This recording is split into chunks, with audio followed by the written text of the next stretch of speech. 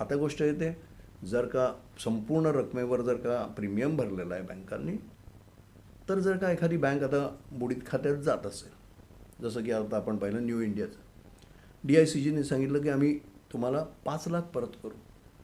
आता साहजिक प्रश्न निर्माण होतो की 5 लाखच का? कारण तुम्ही जर का संपूर्ण ठेवींवर जर का प्रीमियम घेत असाल तर 5 लाखच का?